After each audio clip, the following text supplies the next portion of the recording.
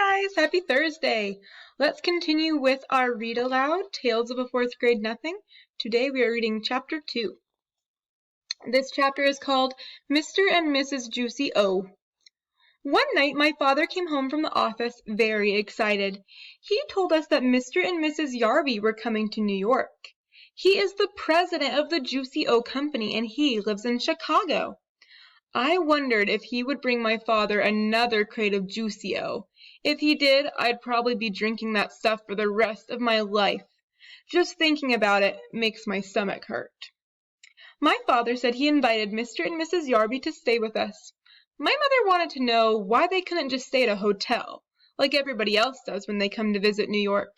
My father said that they could, but he thought they'd be more comfortable staying with us. And then my mother said that was about the silliest thing she had ever heard. But she fixed up Fudge's bedroom for a guest. She put out fancy sheets and a brand new blanket on the hide-a-bed. A hide-a-bed is a sofa that opens up into a bed at nighttime. It was in Fudge's room because it used to be our old TV room. Before Fudge was born, we watched TV in there all the time, and lots of times Grandma slept over on the hide-a-bed. Now we watch TV right in our living room, and Grandma does not sleep over very often. My mother moved Fudge's crib into my room. He's going to get a regular bed when he's 3, my mother says, and there are a lot of reasons that I do not like to sleep with Fudge in the same room. I found out 2 months ago, the hard way. I found this out when my bedroom was being painted. I had to sleep in Fudge's room for 3 nights because the smell of the paint made me cough. For one thing, Fudge talks in his sleep, and if a person didn't know this, it could frighten them. Another thing are those slurping noises he makes, although they are kind of funny when I am awake. When I am trying to fall asleep, I do not like them. I like it better when things are nice and quiet. When I complain about having to sleep with my brother Fudge, my mother says, "Oh, it's just for 2 nights, Peter." "I can sleep in the living room," I suggest. "Maybe I can sleep on the sofa. I'll even sleep on a chair." "No," my mother said. "You will sleep in your bedroom in your own bed." There was no point in arguing. Mom was not going to change her mind. She spent the whole day in the kitchen. She cooked up a storm. She used so many pots and pans that Fudge did not have any left to bang together. That's one of his favorite activities. He loves banging pots and pans together and pretending they're drums. A person can get an awful headache when you're listening to that racket. Right after lunch, my mother opened up the dinner table. We do not have a separate dining room. When we have company for dinner, we just eat in part of the living room. When Mother finished setting the table, she put a beautiful silver bowl in the middle with some flowers in it. I said, "Hey, Mom, that looks fancy. It looks like we're expecting the president." "Very funny, Peter," my mother answered. Sometimes my mother laughs like crazy at the jokes I make up. Other times she pretends not to get them. And then there are times like this where I know she gets them, but she still doesn't laugh. This was one of those times, so I decided that Mom seemed a little stressed. I better not make any more jokes until after dinner. For the rest of the day I went over to Jimmy Fargo's house. I came home at 4 o'clock, and my mother was standing over the dinner table looking a little worried. Fudge was playing on the floor with a pair of my father's socks. I'm not sure why he likes socks so much, but if you give him a few pairs, he can play quietly for about an hour. "Hi, Mom, I'm home," I said when I walked in the door. "I'm missing 2 flowers," my mother said. I do not know how she noticed that 2 flowers were missing because there were so many in that silver bowl. But when I looked closely, I noticed it too. There were 2 stems with no flower petals on top. "Well, don't look at me, Mom," I said. "What would I want to do with 2 little flowers?" So we both looked over at Fudge. "Did you take Mommy's pretty flowers?" my mother asked. "No take," Fudge said, but he was chewing on something. "What's in your mouth?" my mother asked. Fudge didn't answer. "Show Mommy." "No show," Fudge said. "Oh, yes." My mother picked him up and she forced him to open up his mouth, and she picked out a rose petal. "What did you do with Mommy's flowers?" She raised her voice. She was really getting upset now. Fudge laughed. Tell Mommy. Yum, Fudge said. Yummy, yummy, yummy. Oh no, my mother cried, rushing over to the telephone. She called up our doctor, Dr. Cone, at once. She told the doctor that Fudge ate 2 flowers. Dr. Cone must have asked her what kind, because my mother said, "Roses, I think, but I can't be sure. One might have been a daisy." There was a long pause while my mother listened to what Dr. Cone had to say. Then Mother said, "Thank you, Dr. Cone," and she hung up the phone. "No more flowers," she said to Fudge. "Do you understand me?" "No more," Fudge repeated. "No more, no more, no more." Her mother gave him a spoonful of some peppermint-flavored medicine, the kind that I take when I have a stomach ache, and then she carried Fudge over to the bath. Leave it to my little brother to eat flowers. I wonder how they tasted. Maybe they're delicious, I thought in my head, and I just don't know because I've never tried one. I decided to find out. I picked off 1 petal from a pink rose. I put it in my mouth and I tried to chew it up, but I couldn't do it. It tasted awful. I spit it out in the garbage can. Well, at least now I knew I wasn't missing out on anything too great. Fudge ate his supper in the kitchen before our company came. While he was eating, I heard my mother say to him again, "Now Fudge is going to be a good boy tonight, remember?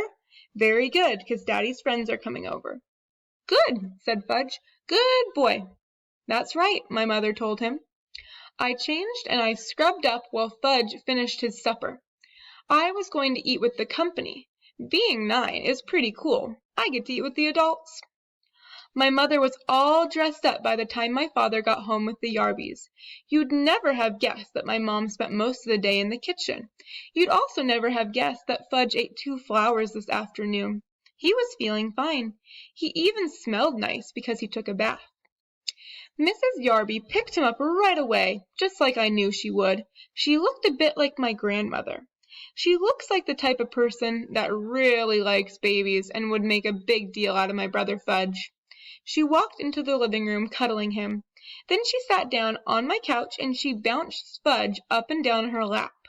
"Oh, isn't he the cutest little boy?" Mrs. Yarby said. "I just love babies." And she gave him a big kiss on the top of his head. I kept waiting for someone to tell her that Fudge was not really a baby anymore, but no one did. My father carried the Yarby suitcases into Fudge's room. When he came back, he introduced me to our company.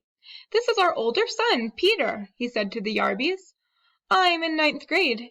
I am in 4th grade, and I am 9, I told them. "How do you do, Peter?" Mr. Yarby said. Mrs. Yarby just gave me a little nod. She was too busy worrying about Fudge to even look over at me. "I have a surprise for this dear little boy," she said. "It's in my suitcase. Should I go get it for you?" "Yes, yes," Fudge shouted. "Go get it, go get it." Mrs. Yarby laughed as if he was the cutest thing she had ever seen. "I'll be right back," she told Fudge, and she ran off to go find her suitcase. She came back carrying a little present tied up with a red ribbon. "Ooh!" Fudge cried, opening his wise-eyed. "Goody, goody!" He clapped his hands. Mr. Yarby helped him unwrap his surprise. It was a little wind-up train that made a lot of noise. Every time the train bumped into anything, it would turn around and it would go the other way. Fudge liked it a lot. He likes any toys that are noisy. I said, "Ooh, that's a nice train." Mrs. Yarby turned to me. "Oh, yes, I have something for you too. Peter," I reminded her. "My name is Peter." "Oh, yes, Peter, of course. Well, I'll go and get it." Mrs. Yarby left the room again. This time she came back with a flat package. I unwrapped it. It had a red ribbon on it too. Fudge stopped playing with his train long enough to come over and see what I got. I took off the paper very carefully in case my mother wanted to save it, and also to show Miss Yarby that I am very careful, much more careful than my little brother Fudge. I am not sure that she even noticed me. My present turned out to be a big picture dictionary, the kind I liked when I was 4 or 5. My old one is in Fudge's bookcase now. "I'm sorry, I don't know much about what big boys like," Mrs. Yarby said, "so the lady at the store told me that maybe you would like a nice book." A nice book would have been a good idea, I thought, But a picture dictionary, that's for babies, I thought in my head. I've had a normal dictionary since I was 8. But I knew I had to be polite to her, so I said, "Thank you very much. That's what I always have wanted." "I'm so glad," said Mrs. Yarby, and she let out a long sigh and sat back down on the sofa. My father offered the Yarbys a drink. What would you like?" "Well, I guess I could have some Juicy O," said Mr. Yarby. "Of course. Juicy O for everyone," my father said, and he went to get the juice from the kitchen. While my father and Mr. Yarby were talking all about Juicy O, Fudge, my little brother, disappeared. Just as my mother served everyone some of the Juicy O drink, he came back carrying my old worn-out picture dictionary, the same one that the Yarbys had just gave me. "See," said Fudge, climbing onto Mrs. Yarby's lap. "See the book?" I wanted to vanish. I think my mother and my father wanted to vanish too. "See book?" "Oh, I could use another one," I explained. "That one's really old and falling apart." I tried to give a little giggle.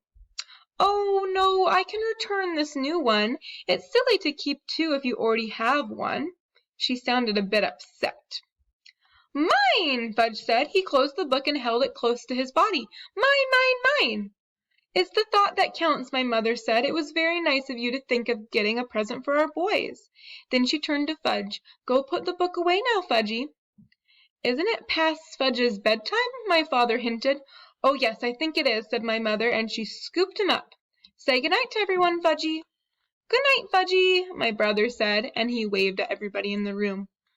Fudge was supposed to fall asleep before we sat down for dinner, but just in case my mother put a million little toys in his crib, that could keep him busy. I don't know who my mother thought she was fooling, because we all know that Fudge is pretty big now, and he can climb out of his crib if he really wants to. He stayed away until we were in the middle of our roast beef dinner. Then he came in and he was carrying my turtle Dribble's bowl. He walked right up to Mrs. Yarby. He thought she was his new friend. "See?" he said, holding Dribble right under her nose. "See Dribble?" Mrs. Yarby shrieked, "Oh! I can't stand reptiles. Get that thing away from me." Fudge looked sad. He showed Dribble to Mr. Yarby and said, "Oh, my goodness!" Mr. Yarby boomed. "Make him get that thing away from me." I wonder why Mr. Yarby was so scared. And I didn't like the way Mr. and Mrs. Yarby called my turtle a thing. I jumped up. "Give him to me," I told Fudge. I took Dribble away from his bowl, and I marched him back to my room.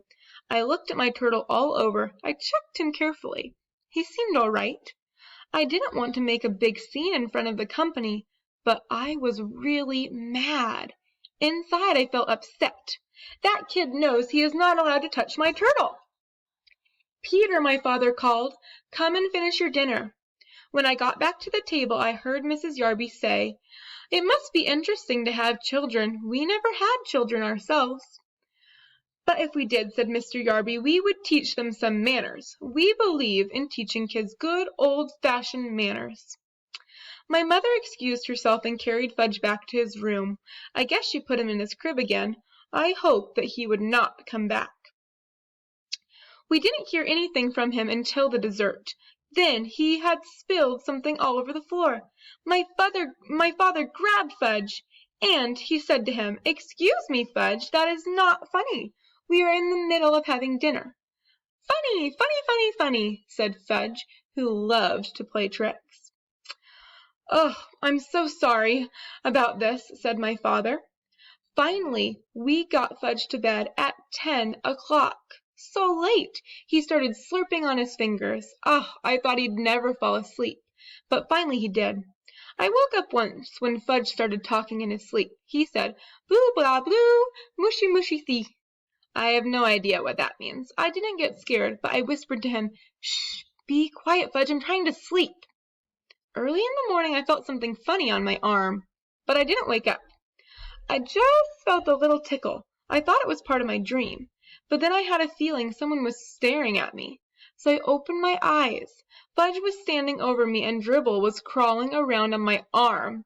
I guess Fudge could tell I was about ready to hurt him, because he bent down and he gave me a kiss on my head.